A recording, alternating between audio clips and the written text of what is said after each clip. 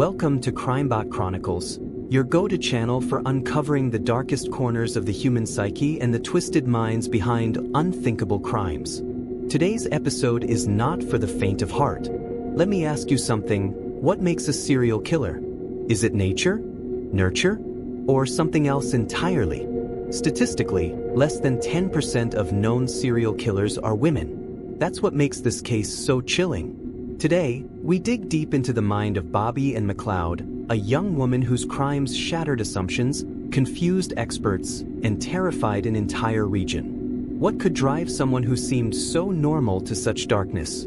Let's find out. Bobbi Anne McLeod, a name that just a few years ago meant nothing to most people, now synonymous with cold-blooded murder. Her case has haunted psychologists, confounded investigators, and left a trail of destruction in its wake. She wasn't a monster hiding in the shadows. She was a cashier, a daughter, a friend, or so people thought. Behind her quiet demeanor was a mind unraveling, calculating, manipulative, and deadly. But how did it all begin? Let's rewind. Bobbi was born in a small town in Devon, England. Her early childhood wasn't marked by the usual red flags we've come to associate with killers. No animal cruelty, no arson, no visible signs of trauma. She grew up in what locals described as a modest but loving household. Her parents split when she was 10. After that, something changed. Teachers noticed she withdrew. Her grades slipped. She started talking to herself, scribbling violent imagery in her journals. Things she'd later claim were just stories.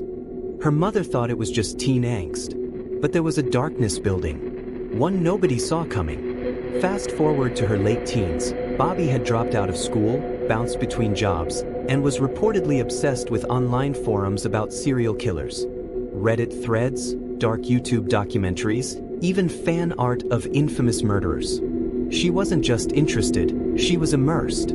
According to former classmates, she talked often about how easy it would be to disappear someone. At the time, it sounded like a joke, but not so much. But this story isn't just about her, it's about how society handles cases like hers. See, when we think serial killer, most of us picture a man. Someone like Ted Bundy or Jeffrey Dahmer. So when Bobbi's name hit headlines, the public response was disbelief.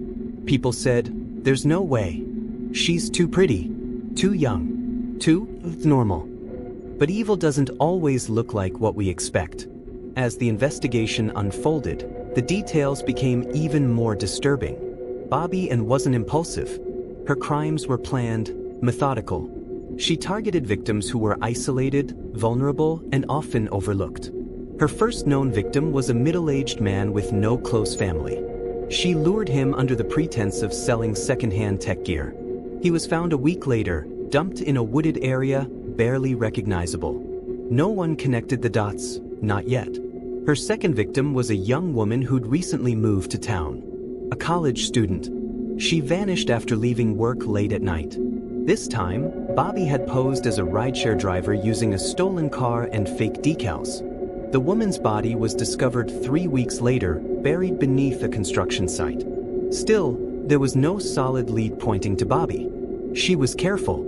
She didn't leave evidence, not the kind you could see. But people who knew her began to notice cracks. She lost weight. Her eyes always looked bloodshot.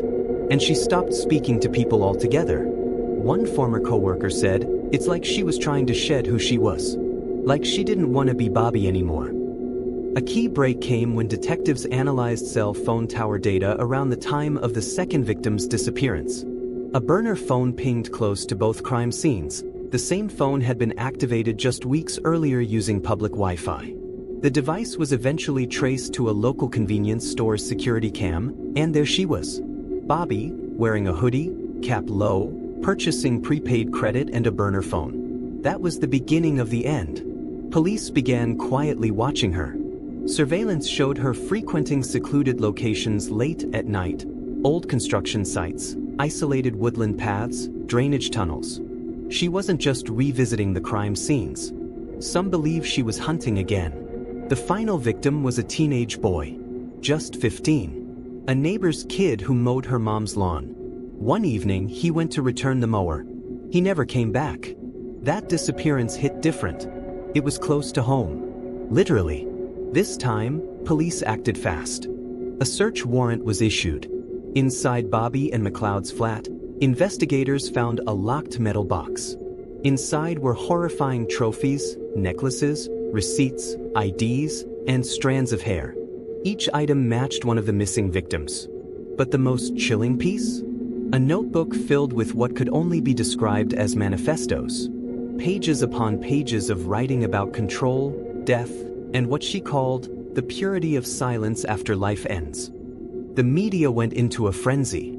Small town girl turned serial killer. Angel of death hides in plain sight. Bobbi Anne McLeod was arrested and charged with 3 counts of murder. But during interrogations, she showed little to no remorse. Her only request? That police not touch her writing. Experts were brought in to evaluate her mental state. Dr. Eleanor Graves, a forensic psychologist, described her as, quote, detached from empathy, but not insane. She knew exactly what she was doing. She was addicted to the feeling of power. So, what made her this way? Well, there are theories. Some believe she suffered from antisocial personality disorder, with traits of narcissism and obsession. Others argue she developed what's known as compensatory sadism, a coping mechanism for early trauma where she reclaimed control by dominating others. But here's where it gets murky. Bobbi had no confirmed history of abuse. No record of being mistreated, bullied, or neglected. If anything, her life was painfully average. And maybe that's what makes it so disturbing. Because if someone like Bobbi Anne McLeod can become a serial killer, then who else could? Public reaction was intense. Some neighbors refused to believe it. She used to babysit my cousin, one man told the press. She made pancakes, played board games. Others were less surprised. She was always quiet. Too quiet. You just never know what people are hiding. Her trial was swift. The evidence was overwhelming. The jury deliberated for less than 2 hours before returning a guilty verdict on all counts. Bobbi was sentenced to life in prison with no chance of parole. And yet, she remained silent. No public statement. No apology. Nothing. Just silence. That silence haunts people more than the crimes. The idea that someone could do what she did and then retreat into quiet, no explanation, no regret, it's terrifying. Because it reminds us that evil doesn't always scream. Sometimes it whispers. Sometimes it smiles.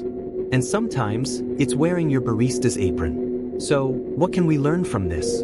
The case of Bobbi Anne McLeod challenges everything we think we know about serial killers. It forces us to confront the uncomfortable truth that evil doesn't discriminate. It can live in a stranger or someone we trust, someone we think we know. She didn't fit the profile. She wasn't who we expected, and that made her all the more dangerous. Her actions remind us that sometimes the most terrifying monsters don't come from our nightmares. They come from next door. This has been CrimeBot Chronicles. If this case chilled you to the bone, go ahead and hit that subscribe button so you never miss another deep dive into the most twisted minds on the planet. Drop your thoughts in the comments. Do you think Bobbi was born this way? Or did something push her over the edge? And let me know which case you want me to cover next. I read every comment. Your input shapes this channel. Until next time, keep your doors locked, your lights on, and never underestimate the quiet ones. Stay curious, stay cautious.